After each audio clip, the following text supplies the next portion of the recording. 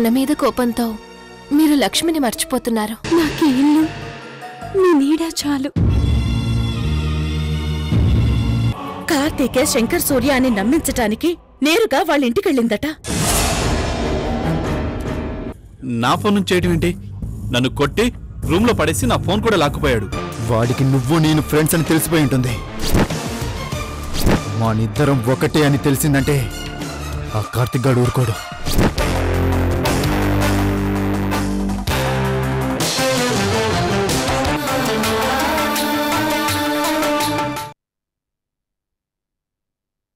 అమ్మా నేను చెప్తాను. ఉంది మన ముగ్గురువే, సీసీ కెమెరాలు కూడా లేవు, మరో కంటికి కూడా తెలియదు.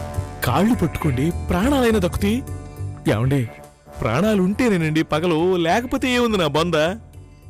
పట్టుకోండి. నా మాటని తొందరగానే ఉండే, ఎందుకు చెప్తున్నానో అర్థం చేసుకోండి. లేవండి. చందు,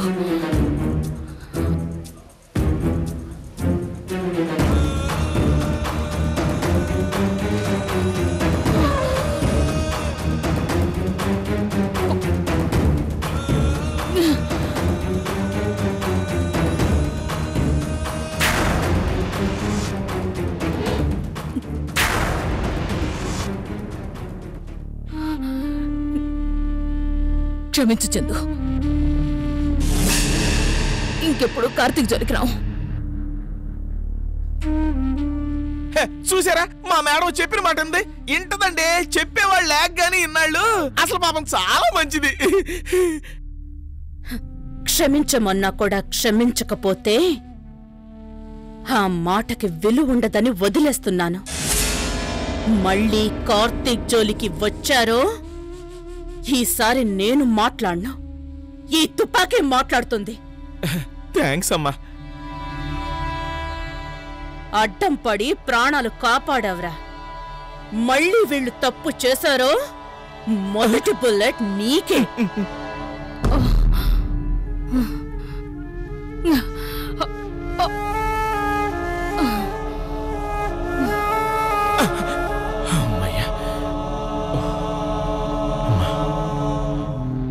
సునామీ వచ్చి శాంపిల్ చూపించి వెళ్ళిపోయినట్టుంది. వామ్మో వామ్మో.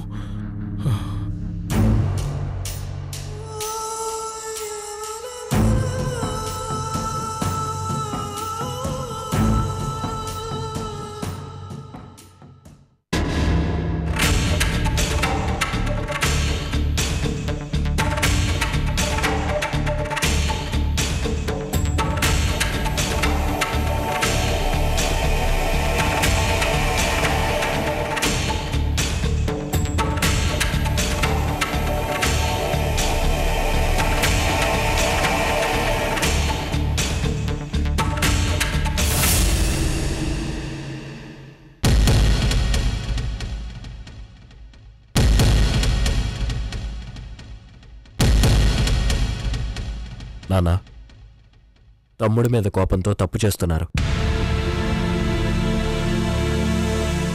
తండ్రి ప్రేమతో ఒకసారి ఆలోచించి చూడండి. ప్రేమ దాన్ని వాడు ఎప్పుడో చంపేశాడురా. రేపొక రోజు విరాట్ వచ్చి నాన్నా నాకెందుకు అన్యాయం చేశారు అంటే మీరు సమాధానం చెప్పగలరా? అడిగే స్థితిలో వాడు లేడు, సమాధానం చెప్పే స్థితిలో నేను లేను. అన్నా, పెద్దయ్య ఓ నిర్ణయం తీసుకున్నాక దాన్ని నువ్వే కాదనవు. అలాంటిది విరాట్ బాబు కాదనగలడా? శంకర్ గారు, ఆస్తి మీ పేరు మీద ఉన్నందువల్ల వచ్చే నష్టం ఏమీ లేదు. రేపు నిజంగా మీ తమ్ముడు మారి నా ఆస్తి ఏదన్నయ్యా అంటే కాదనకుండా ఇచ్చే మనసు మీది. మీ నాన్నగారు ఆస్తిని మీ పేరు మీద రాస్తున్నారు అనుకుంటున్నారు. కాదు, మీ దగ్గర దాస్తున్నారు. 10 రూపాయలు దాచాలి అంటే 10 మందిని అడిగి మంచి చోట దాచిపెడతాం. అలాంటిది నేను దాచాలి అనుకున్నది ఆస్తి మాత్రమే కాదురా, ఈ ఇంటి గౌరవాన్ని.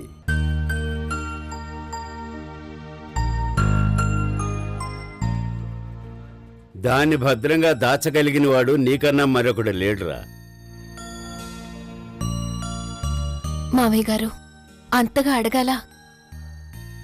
విరాట్ విషయం మనందరికీ తెలుసు. అతని గురించి ఆలోచిస్తే ఆస్తిని హారతి కర్పూరం చేస్తాడు.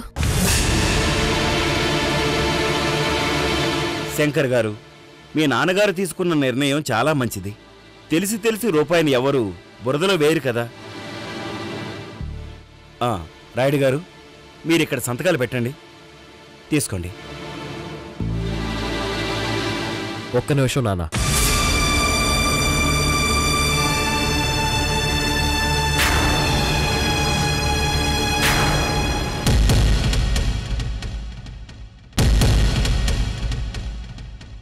ఏమ్మా, నీ నిర్ణయం ఏంటి?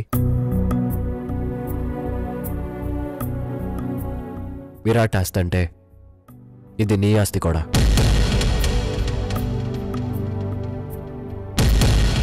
నీడనొచ్చింది కదా అని చెట్టు నాది అనుకోమంటారా? మీ చల్లని నీడ చాలండి. బాగా చెప్పావమ్మా.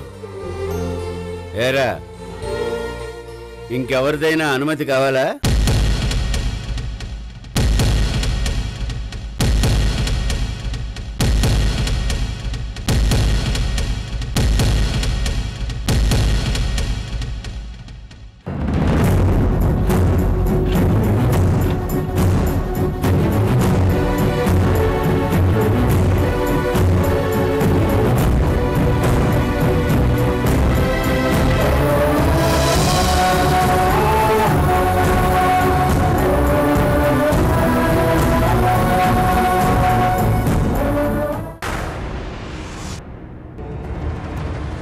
నీ గురించి ఆలోచించేవాళ్లే లేరు.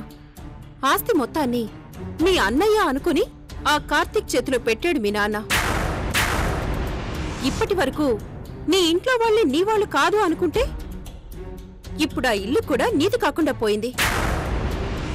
ఆస్తి లేదని తెలిసాక నిన్ను లెక్క చేసే వాళ్ళు ఎవరైనా ఉంటారా? ఆస్తి మొత్తం ఆ కార్తీక్ పేరు మీద రాస్తుంటే మీ ఇంట్లో ఒక్కళ్ళు కూడా మీ నాన్నని ఆపడానికి ట్రై చేశారా? అంటే ఆ ఇంట్లో వాళ్ళెవ్వరికీ నువ్వు అవసరం లేదు.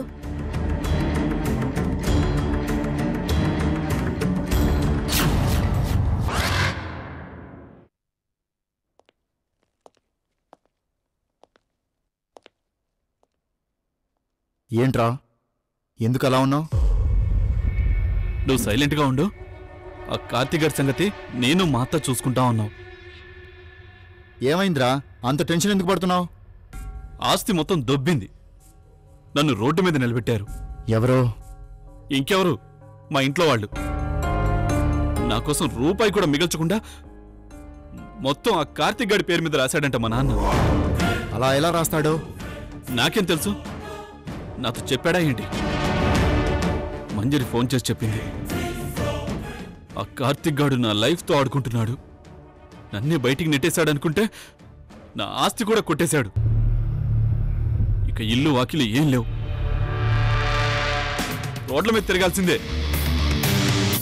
నీకంటూ ఏమీ లేకుండా ఆస్తి మొత్తం వాడి పేరు మీద రాయడం ఏంట్రా?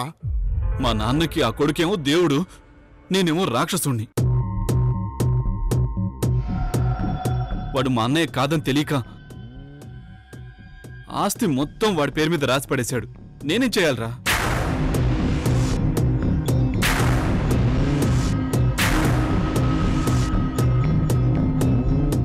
నీకు ఆస్తి కావాలా, ఫ్యామిలీ కావాలా?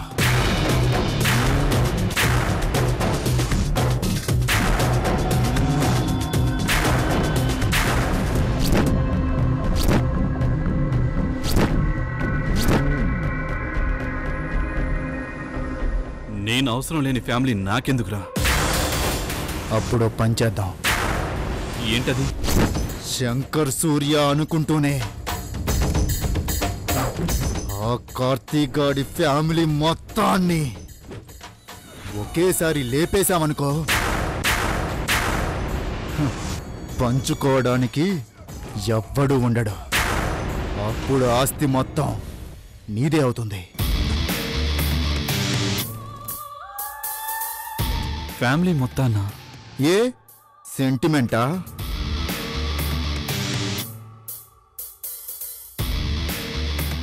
అందరినీ ఒకేసారి లేపటం ఎలాగా అని ఆలోచిస్తున్నా. అవకాశం రాకుండా పోదు. వచ్చిన అవకాశాన్ని వాడుకుంటే నీ ఆస్తి నీదవుతుంది. నీకడ్డంగా ఉన్న ఫ్యామిలీ మొత్తం పైకి పోతుంది.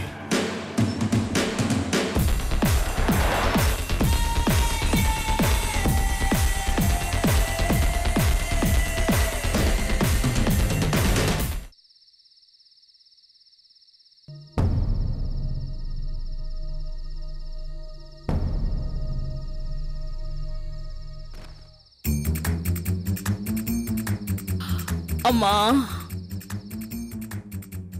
అబ్బా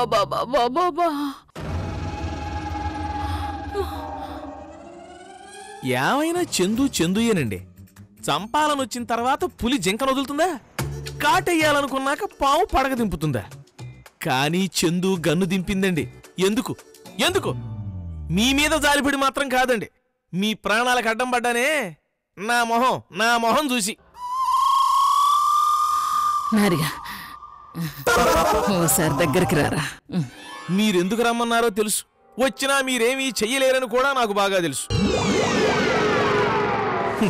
కాళ్ళు చేతులు కట్టి బెడ్ మీద పడేసిన మ్యాన్ హ్యాండ్లింగ్ చెయ్యాలనే మీ ఆలోచన చూశారు, అక్కడే మీ క్యారెక్టర్ నిలబడిపోద్దండి.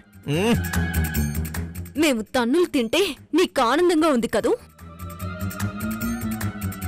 లేదమ్మా, చాలా బాధగా ఉంది. ఆ కసి ఎవరి మీద తీర్చుకోవాలో తెలియకే ఇదిగో ఈ ఆపిల్ మీద తీర్చుకుంటున్నాను. అయినా కాలువ ఎంత చిత్రమైందండి. ఒకప్పుడు ఈ చందు మీ దయాదాక్షిణాల మీద మీ ఇంట్లో ఉండేది. తూచ్ అంటే భయపడేది, అంటే ఒడిగిపోయింది.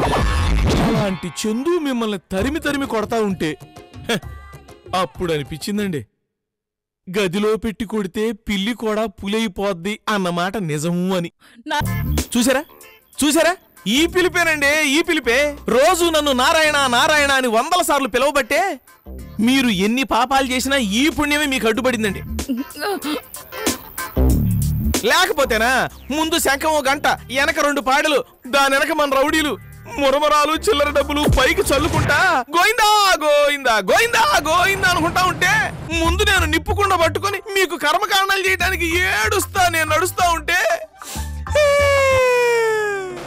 యశోదరా యశోదరా యశోదరా యశోదరా యశోదరా యశోదరా యశోదరా యశోదరా జలజ జలజ జలజ జలజ జలజ జలజ చరులై నడిచారు.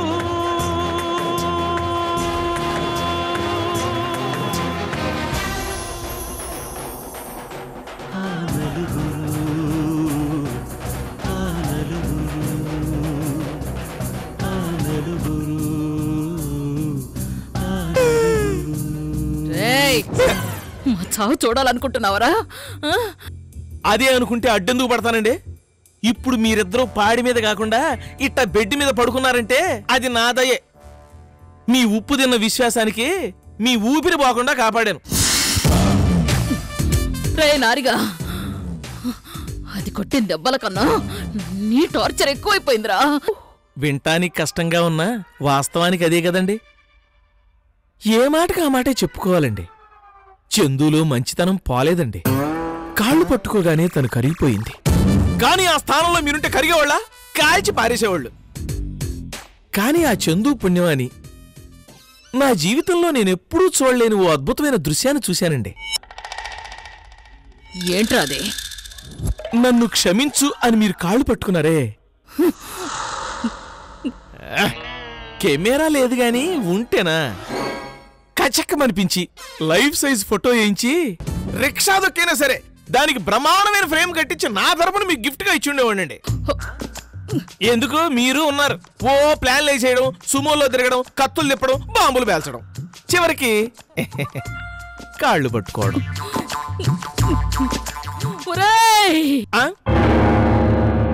పిట్ట కొంచెం కోతగరం అంటే ఇదే మరి. ఒంట్లో ఓపిక లేకపోయినా అరుపులకేం తక్కువ లేదు. ప్లాన్ అంటే చందుదండి. సైలెంట్ గా వచ్చింది. ఎవరెవరిని ఏ రేంజ్లో కుమ్మాలో ఆ రేంజ్లో కుమ్మేసింది. ఫైనల్ గా ప్రాణభిక్ష పెట్టి రాయల్ గా స్టైల్ గా వెళ్ళిపోయిందండి. నీకు చందుకి నక్కకి నాగలోకానికి ఉన్నంత తేడా ఉందండి మరి. చందు గెలిచిందనుకుంటున్నావు కదూ? దాన్ని వదలనరా దాన్ని. ఓడిపోయాను అంటున్నావుగా. ఓటమైనా గెలుపైనా ఇదే చివరి ప్రయత్నం. రేయ్, నాతో కాళ్ళు పట్టించుకున్న ఆ చందుని వెంటాడి వేటాడి చంపకపోతే రేయ్, జీవితంలో తుపాకీ పట్టుకోను.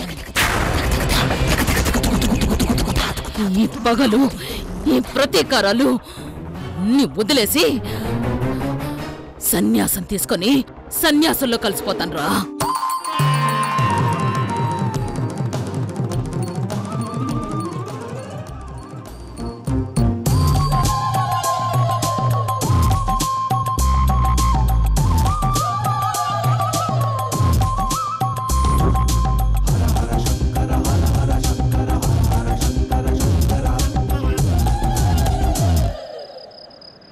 ఫిక్స్ అయిపోండి.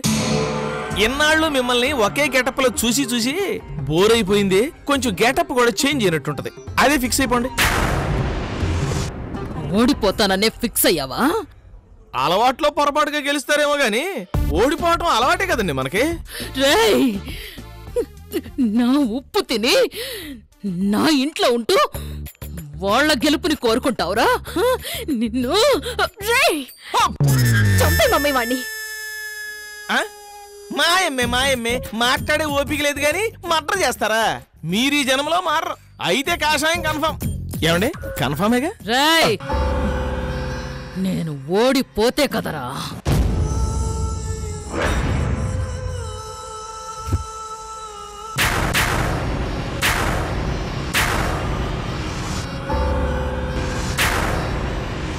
నీ గురించి ఆలోచించేవాళ్లే లేరు.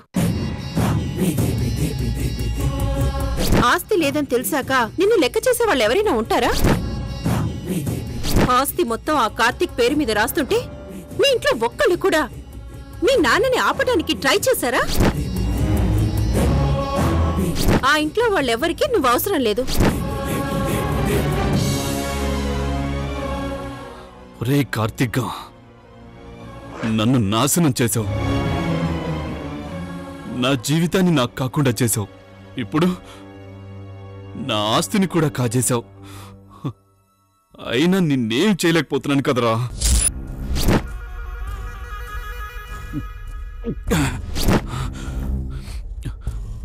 చెయ్యాలి, ఏదో ఒకటి చెయ్యాలి. నా ఆస్తిని కాజేసి నన్ను అనాథని చేసిన నిన్ను మాత్రం వదలనురా.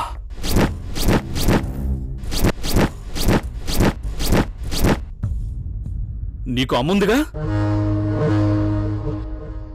నీకు చెల్లుందిగా,